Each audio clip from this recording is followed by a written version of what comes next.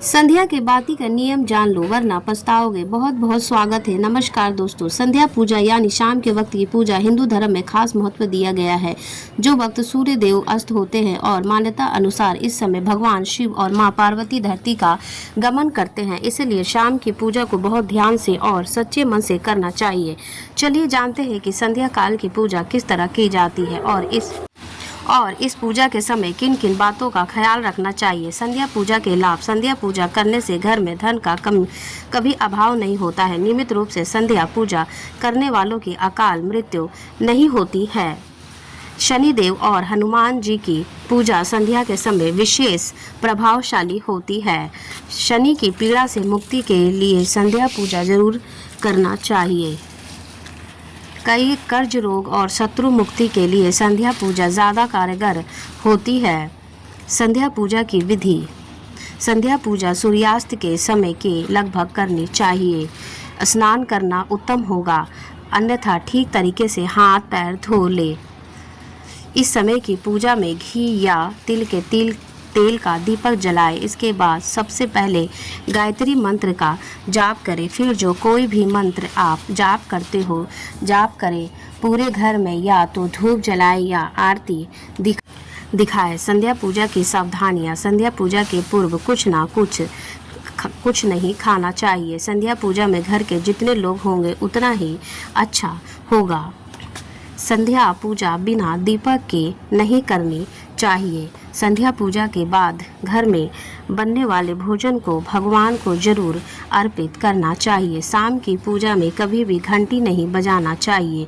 सुबह की पूजा में भगवान को जगाने के लिए शंख और घंटी बजाई जाती है, लेकिन सायंकाल की पूजा के वक्त भगवान शयन के लिए जाते हैं, इसीलिए शंख या घंटी बजाकर उनकी नींद में खलल नहीं डालना चाहिए। इसीलिए शाम की पूजा में शंख और घंटी नहीं बजाना चाहिए। शाम की पूजा में आप भगवान को फूल चढ़ा सकते हैं, लेकिन इस बात का ध्यान रखें कि शाम की पूजा के वक्त पेड़ से फूल तोड़ने की गलती ना करें। अगर आपको फूल चढ़ाने हैं तो आप पहले ही पेड़ों से फूल तोड़कर रख सकते हैं। दरअसल शाम के वक्त पेड़ों से फूल पत्ते तोड़ना गलत माना जाता है। शाम की पूजा का एक तय वक्त निश्चित निर्धारित होता है। सूर्य अस्त होने से 1 घंटा पहले या सूर्यास्त होने के 1 घंटा बाद तय वक्त पर ही संध्या काल की पूजा करनी चाहिए। शाम के वक्त सूर्य देव की पूजा कभी नहीं करनी चाहिए। उनकी पूजा का वक्त हमेशा सुबह ही होता है, इसलिए शाम के वक्त सूर्य देव की पूजा ना करें। कभी भी संध्या काल की पूजा रात्रि में नहीं करनी चाहिए। ऐसा करने से देवगण नाराज होते हैं, जिससे आर्थिक संकट पैदा हो सकता है। संध्या काल की पूजा के समय तुलसी के पौधों के आगे दीपक जलाना अच्छा माना जाता है, लेकिन इस समय तुलसी के पत्ते नहीं तोड़ने चाहिए। इतना ही नहीं, संध्या काल की पूजा में तुलसी के पत्तों को भी नहीं चढ़ाना चाहिए। संध्या पूजा में दीपक जलाने के नियम। नंबर 1, कहाँ रखें दीपक। ज्योतिष शास्त्र की माने तो पूजा करते समय केवल दीप ही जलाना पर्याप्त नहीं है, बल्कि उसे कहाँ रखना है यह भी जानना उतना ही जरूरी है। इसीलिए दीप को हमेशा भगवान की तस्वीर के सामने रखना चाहिए।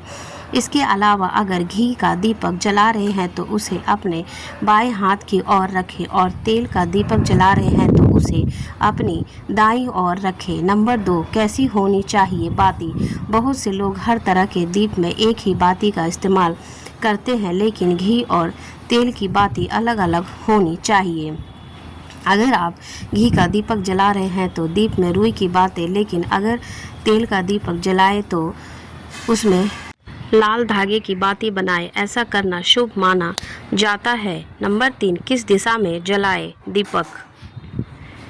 बहुत से लोग घर के कोनों में भी दिया जलाते हैं, लेकिन ध्यान रखें कि दीपक को कभी भी पश्चिम दिशा में ना रखें। ऐसा करने से आर्थिक परेशानियों का सामना करना पड़ सकता है। साथ ही दीपक को इस तरह से भी ना रखें कि उसकी रोशनी दक्षिण साउथ दिशा की घोर पड़े। शाम के समय घर के मुख्य द्वार पर दीपक जलाना भी शुभ होता है। नंबर 4, किस समय दीपक जलाए। जब मन करे तब भगवान की पूजा कर ली या दीपक जला लिया, ऐसा करने से नुकसान हो सकता है। इसीलिए सुबह 5 बजे से लेकर 10 बजे तक और शाम के 5 बजे से लेकर 7 बजे के बीच में ही दीपक जलाना चाहिए। नंबर 5, कैसा हो दीपक। ध्यान रखें कि आप पूजा में जिस दीपक का इस्तेमाल कर रहे हैं वो कभी कहीं से खंडित ना होना चाहिए। खंडित दिए में दीप जलाने से देवी लक्ष्मी अप्रसन्न हो सकती है। साथ ही दीपक जलाने से पहले दिए को अच्छे से साफ कर ले। अगर पूजा करते वक्त किसी कारण दीपक बुझ जाए तो उसे तुरंत दोबारा जलाकर ईश्वर से क्षमा याचना कर ले। पूजा के दौरान दीपक बुझना। दोस्तों, धर्मशास्त्रों के मुताबिक पूजा के दौरान दीपक के बुझ जाने का अर्थ यह होता है कि देवी देवता आपसे नाराज हैं। ऐसा होने पर पूजा करने वाले की मनोकामनाएं पूर्ण होने पर बाधा आती है। ऐसी स्थिति में हाथ जोड़कर ईश्वर से सच्चे मन से क्षमा मांग सकते हैं और दोबारा से दीपक प्रज्वलित कर सकते हैं। पूजा के दौरान दीपक बुझ जाने का क्या अर्थ है? ये भी होता है कि व्यक्ति सच्चे मन से ईश्वर की आराधना नहीं कर रहा है। इसकी वजह से मोबाइल का इस्तेमाल या दूसरी बातों का ध्यान हो सकता है। ऐसे में बेहतर रहेगा कि पूजा अर्चना से पहले आप अपने सारे गैजेट्स बंद कर दें। किसी अनिष्ट का संकेत होता है। दीपक का बुझना। आरती के समय दीपक का बुझना किसी अनिष्ट के होने का संकेत होता है। ऐसे में बेहतर रहेगा कि पूजा शुरू करने से पहले आप उसमें पर्याप्त घी तेल डाल लें। साथ ही उसकी बाती की लंबी एक जार पर जांच ले। एक बार जांच ले। अगर आप इस सावधानियों का ध्यान रखेंगे तो निश्चित रूप से दीपक देर तक जलता रहेगा। दीपक जलाने से पहले कूलर पंखे बंद कर दें। आप जिस जगह पूजा कर रहे हो वहां पर कूलर पंखे बंद कर दें। साथ ही यह भी निश्चित करें कि दीपक पर तेज हवा ना पड़ रही हो। अगर उस तक तेज हवा आ रही हो तो किसी चीज़ से उसकी ओट कर दे जिससे वह बुझ ना पाए। पूजा के समय दीपक बुझने से नहीं पूरी होती है मनोकामना। ज्योतिष शास्त्र के अनुसार ऐसा माना जाता है कि पूजा के दौरान अगर दीपक बुझ जाए तो पूजा करने वालों की मनोकामना पूर्ण होने में बाधा आती है। पूजा में दीपक बुझना देवताओं की अप्रसन्न होने का संकेत माना जाता है। दोस्तों, ऐसी भी मान्यता है कि पूजा के समय दिया बुझना या इस बात का संकेत है कि किसी व्यक्ति की ईमानदारी से भगवान की पूजा ईमानदार से नहीं कर रहा है। हालांकि दीपक के बुझने के और भी कई कारण हो सकते हैं। विद्वानों का मंत्र यह है कि यदि किसी पूजा के दौरान दीपक बुझ जाए, आप हाथ जोड़कर भगवान से क्षमा मांग सकते हैं, फिर से दीपक जला सकते हैं।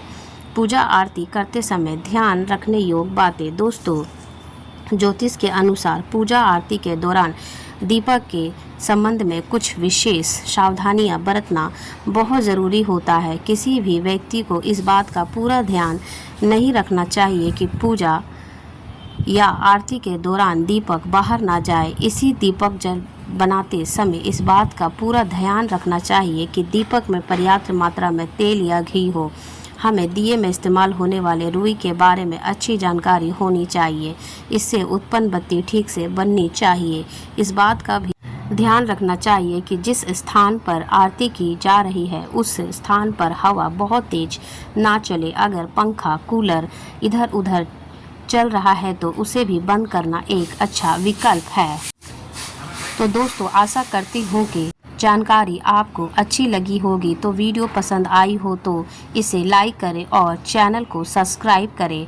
हमें कमेंट्स में लिखें। राधे राधे।